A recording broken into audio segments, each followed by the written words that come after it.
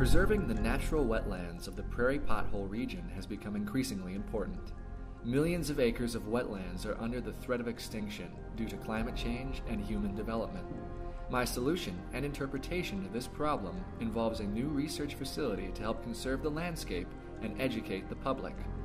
My arrival space allows visitors quick access to public restrooms, changing areas, and a lounge area that will help take advantage of the natural views the site has to offer.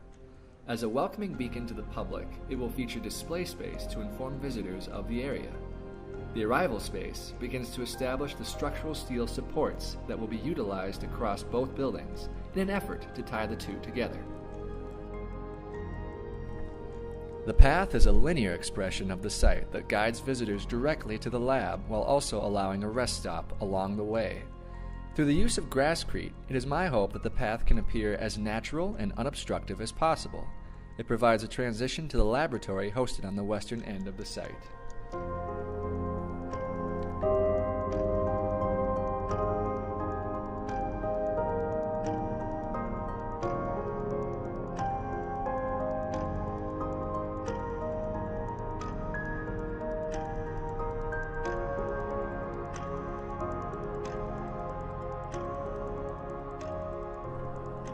The design of the laboratory space revolves along a central spine.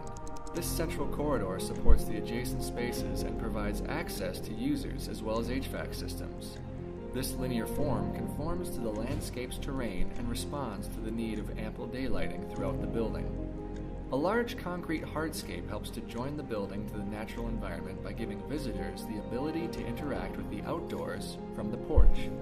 The porch exerts a minimal impact on the environment while defining the natural world from the built one.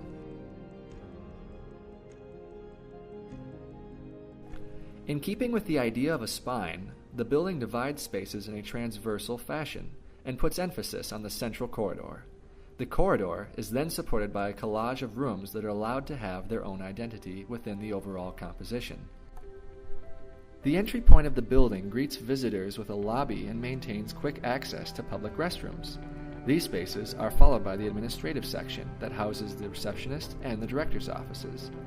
The heart of the building gives users more room in the corridor while connecting the two most important spaces, the laboratory and the greenhouse. Beyond the heart lies the scientist offices and restrooms.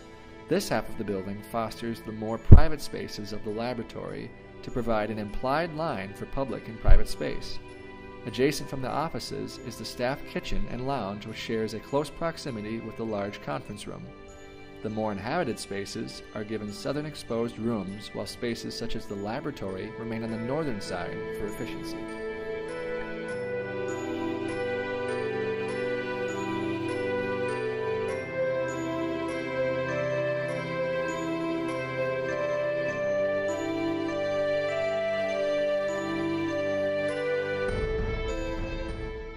I tried to think of these spaces similarly to the connections of a vertebrae.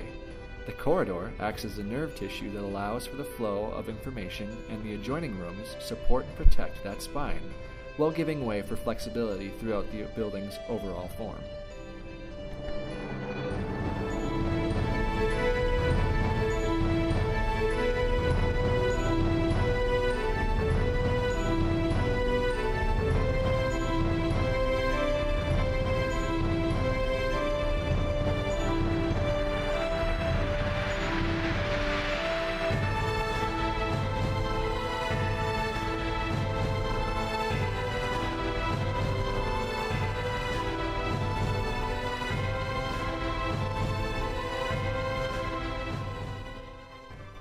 This section cuts the building from east to west. The highlighted detail showcases the structural castellated beams that support the building.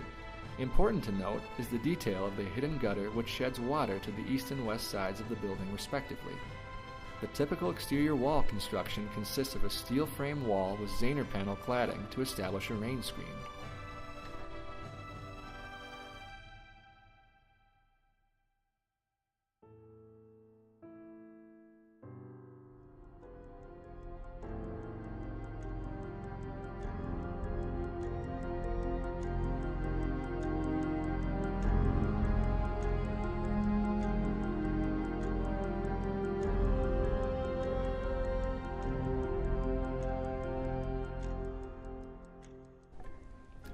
This transverse section cuts the building on its north and south axis. Highlighted here is a section that shows structural footings and another typical wall section. The walls here are also reinforced by large, bent, wide-flanged structural supports, similarly seen in the previous section cut.